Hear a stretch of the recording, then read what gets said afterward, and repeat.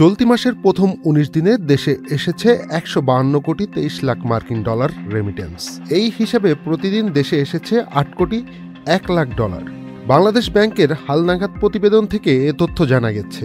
এতে বলা হয়েছে, চলতি জুলাইয়ের প্রথম ১৯ দিনে দেশে রেমিটেন্স এসেছে ১৫২ কোটি ২৩ লাখ ১০ হাজার মার্কিন ডলার। এর মধ্যে রাষ্ট্রীয় মালিকানাধীন ব্যাংকগুলোর মাধ্যমে এসেছে ৩২ কোটি ৫৩ লাখ ৫০ হাজার মার্কিন ডলার। এছাড়া বিশেষায়িত ব্যাংকগুলোর মাধ্যমে ১৮ কোটি ৩২ লাখ ৮০ হাজার মার্কিন ডলার, বেসরকারি ব্যাংকের মাধ্যমে ১০০ কোটি ৭৬ লাখ ৭০ হাজার ডলার ও বিদেশি খাতের ব্যাংকের মাধ্যমে এসেছে ৮০ লাখ ১০ হাজার মার্কিন ডলার রেমিটেন্স। বাংলাদেশ ব্যাংক আরও জানিয়েছে, ১৩ থেকে ১৯ জুলাই পর্যন্ত দেশে এসেছে ৪৫ কোটি ১৮ লাখ মার্কিন ডলার রেমিটেন্স।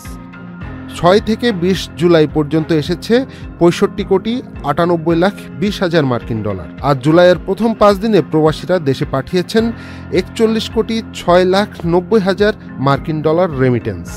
এদিকে গত ২০২৪-২৫ অর্থবছর জুড়ে দেশে প্রবাসীরা পাঠিয়েছেন ৩০.৩২ বিলিয়ন বা ৩,০৩২ কোটি ৮০ লাখ মার্কিন ডলার রেমিটেন্স, যা দেশের ইতিহাসে কোনো নির্দিষ্ট অর্থবছরে সর্বোচ্চ প্রবাসী আয়ের রেকর্ড।